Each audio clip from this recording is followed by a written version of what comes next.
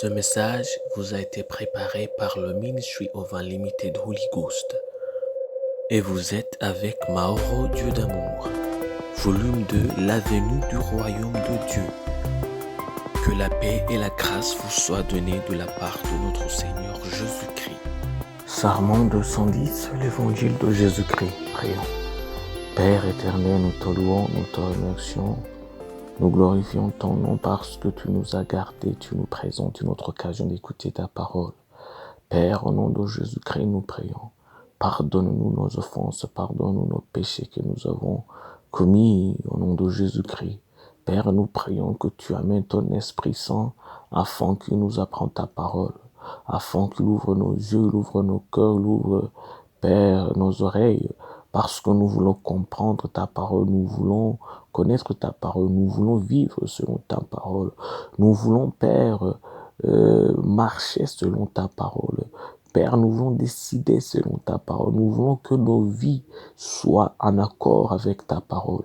Au nom de Jésus-Christ, nous prions que ton règne vienne, Père, que ta volonté soit faite au ciel, sur la terre comme au ciel, Père. Nous prions, oh Père, que ton nom soit sanctifié à nos vies, que ton règne vienne, Père, au nom de Jésus-Christ. Nous te remercions, nous te louons, au nom de Jésus-Christ. Nous prions, Père. Amen. Aujourd'hui, on va lire en Ésaïe, chapitre 53, verset 1. La Bible nous dit, qui a cru à ce qui nous a été annoncé, qui a reconnu le bras de l'Éternel. Et on va lire en Luc, chapitre 10, verset 21. En ce moment même, Jésus tressaillit de joie par le Saint-Esprit et il dit, je te loue, Père, Seigneur du ciel et de la terre, de ce que tu as caché ces choses aux sages et aux intelligents, et de ce que tu les as révélées aux enfants. Oui, Père, je te loue de ce que tu l'as voulu ainsi. Ça, c'est en Luc chapitre 10, verset 21. Le titre d'aujourd'hui s'appelle « À qui la parole de Dieu a-t-elle été révélée ?»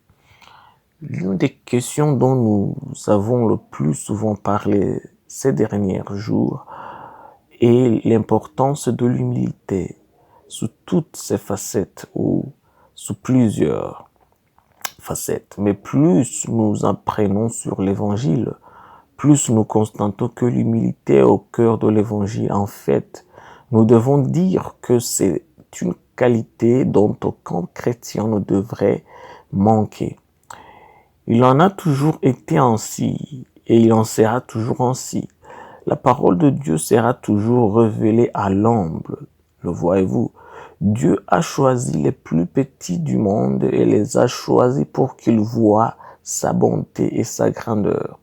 En 1 Corinthiens chapitre 1, versets 26 à 27, la Bible nous dit « Considérez, frères, que parmi vous, qui avez été appelés, il n'y a ni beaucoup de sages selon la chair, ni beaucoup de puissants, ni beaucoup de nobles. Mais Dieu a choisi les choses folles du monde pour confondre les sages. Dieu a choisi les choses faibles du monde pour confondre les fortes. » Ça, c'est en 1 Corinthiens chapitre 1, versets 26 à 27. Mais le voyez-vous, le Seigneur a fait en sorte que ses profonds secrets soient révélés aux simples et aux méprisés du monde.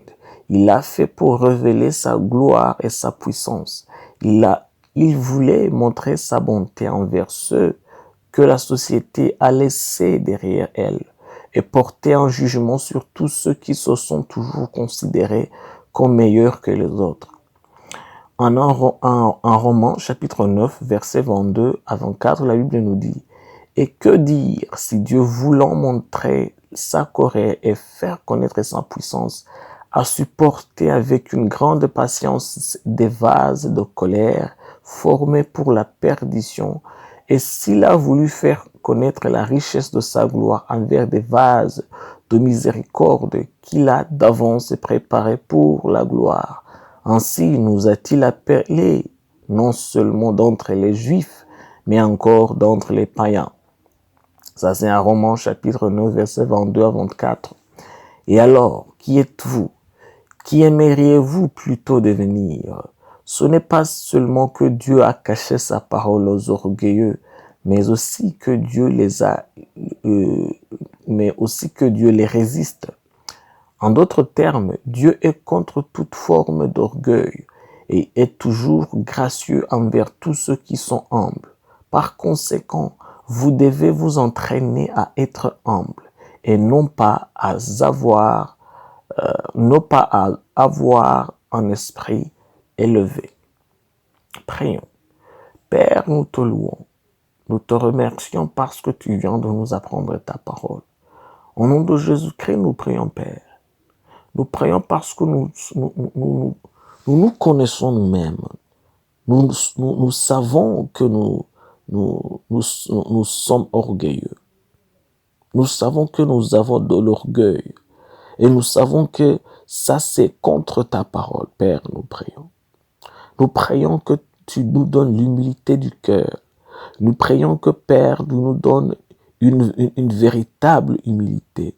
Nous prions, oh Père, que dans tout ce que nous pensons, nous ayons de l'humilité, en tout ce que nous faisons, Père, en tout ce que nous décidons, Père. Nous prions que l'humilité soit là-dedans, parce que nous venons de comprendre que tu donnes la grâce aux humbles, mais tu résistes les orgueilleux.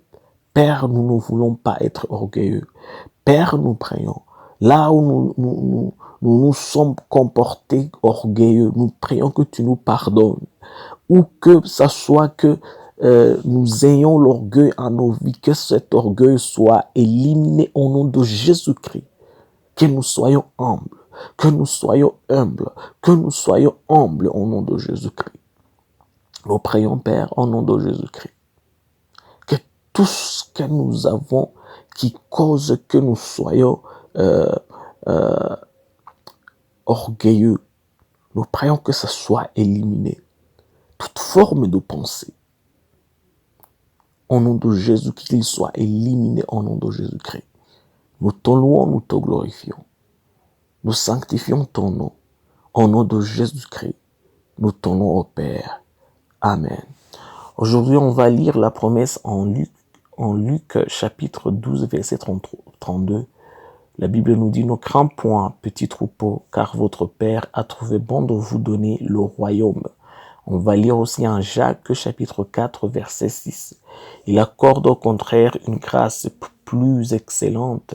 C'est pourquoi l'Écriture dit, Dieu résiste aux orgueilleux, mais il fait grâce aux humbles.